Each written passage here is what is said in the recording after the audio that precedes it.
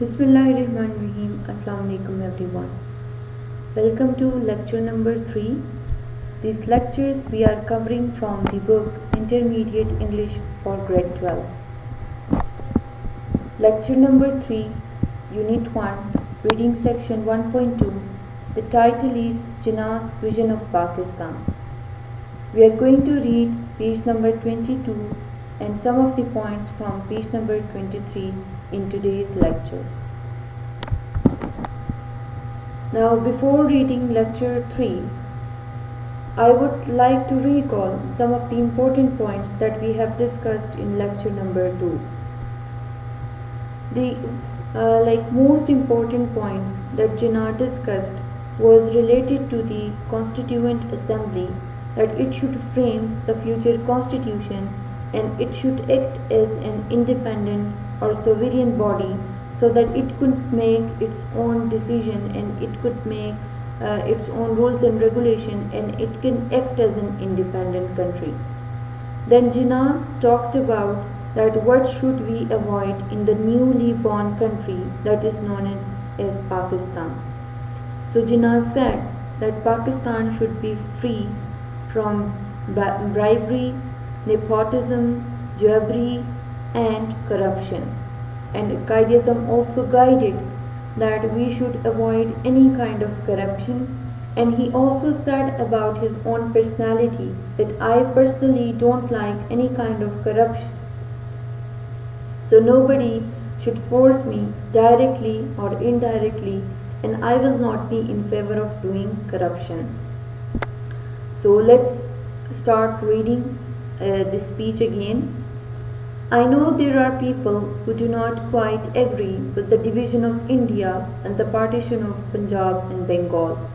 Now Quaid-e-Azam is saying that there are certain group of people who are living in both India and Pakistan who are not happy with the division that we have done in the creation of Punjab and Bengal.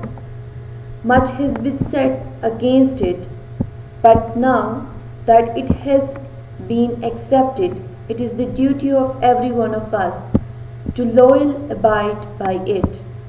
Now Quaid-e-Azam is saying that everybody has talked about it, everybody is talking about this problem, and while making this division, we also considered the points that Punjab and Bengal and the division and partition of Punjab and Bengal, but maybe it was not possible to change it or to divide it in the other way.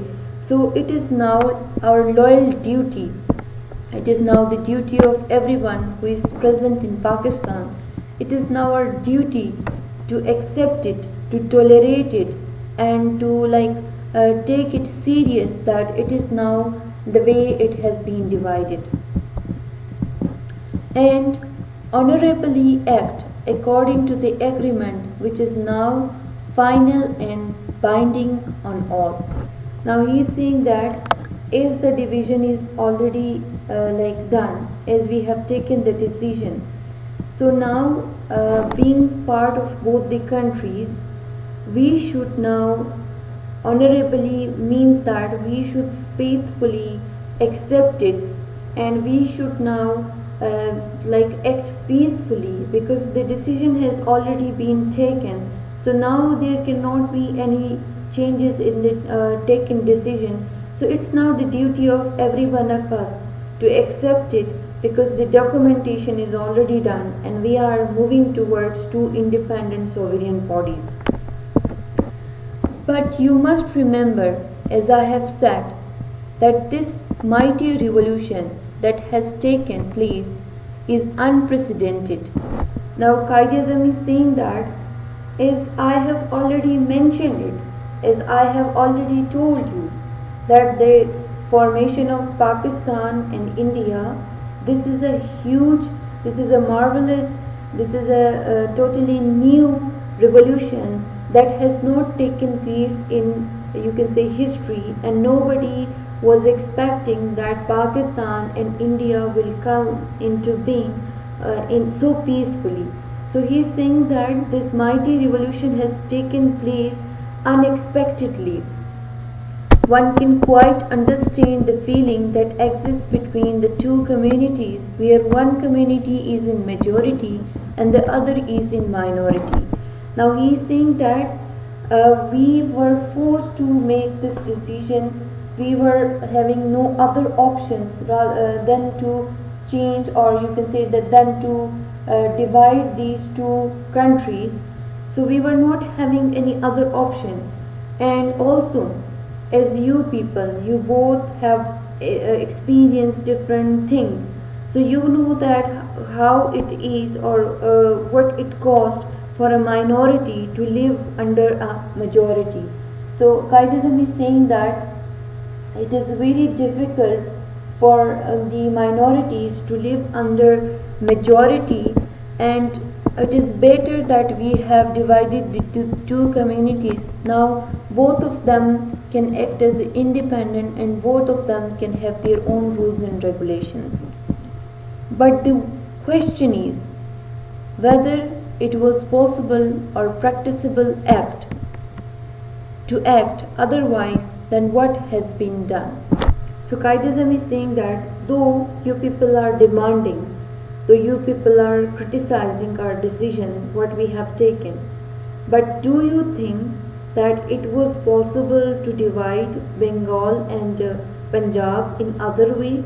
He is now asking the people that what you people are suggesting, do you think it was possible to do it the way you are asking for?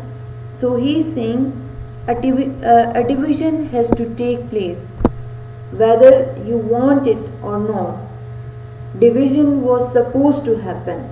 Now whether it was like the way you want it or it was the way it has occurred, there was there was a fixed decision that there will be division. On both sides, in Hindustan and Pakistan, there are sections of people who may not agree with it. Now he is saying that the division was supposed to take place and the decision has taken place. Now in both sides, in Pakistan and India, there are group of peoples who are not happy with this decision and they are not agree with this decision, who may not like it. Now the people who are in both Hindustan and Pakistan, they also don't like this division. But in my judgment, there was no other solution, and I'm sure the future history will record its verdict in favor of it. Now he is saying that though people are not happy, but what I have observed, what is my judgment is that there was no other possible solution rather than this division. Qaidism is saying that we were not having any other option than this division. So it seemed to us as possible way to divide both of the countries. So we have divided them and we have created two independent countries. And he is saying that you will see in future, you will record it, you will see what we have decided. It was for the betterment of both the countries. And what is more, it will be proved by actual experience as we go on that it was the only solution of India's constitutional problem. Now he is saying that we might have thought about something else, but this was not possible. That is why we have taken this decision and we have divided it the way it was possible for us to avoid the problems that we both countries are facing regarding the constitution, that the future constitution that we will take or that will take place, it was based on that problem that we have divided the countries or we have made their division in this way. Any idea of a united India could never have worked, and in my judgment it would have led us to terrific disaster. Now if we have if we would have not divided India and Pakistan into two different sovereign countries, Qaidism is saying that what I am predicting or what I have seen, that it might have led us to like many problems, many chaos, and many issues that we might have faced in future. So Qaidism is saying that the division that we have done, that has taken place, is both in favor of both the countries, the majority and the minority both.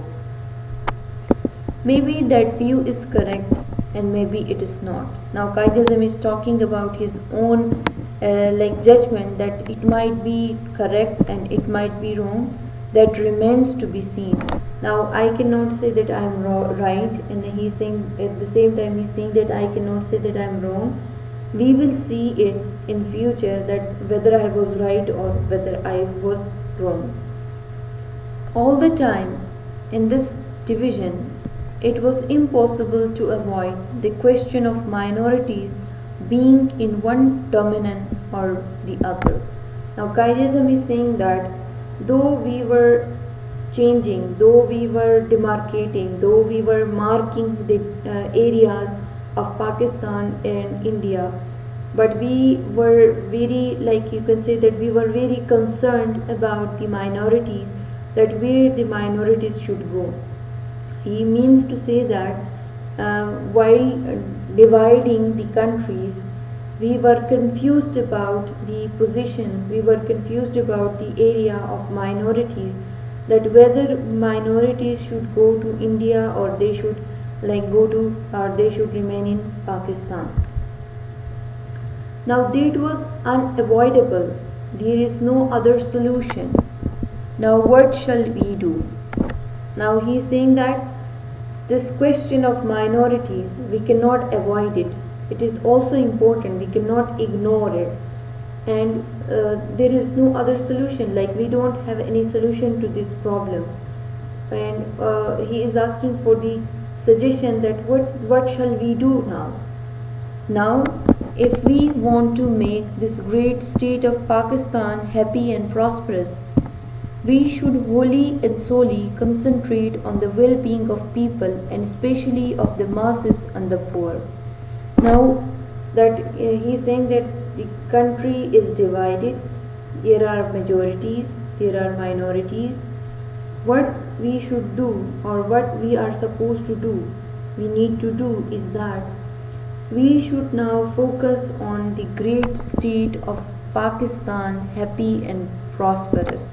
Like we should see Pakistan as a happy and prosperous country, and for that we can only do one thing, that is we can think and we can concentrate on the well-being of people, and which people or which group we are supposed to focus, that is the masses and the poor, or you can say that is the everybody who is part of this country, and especially the poor, the minorities who are part of this country.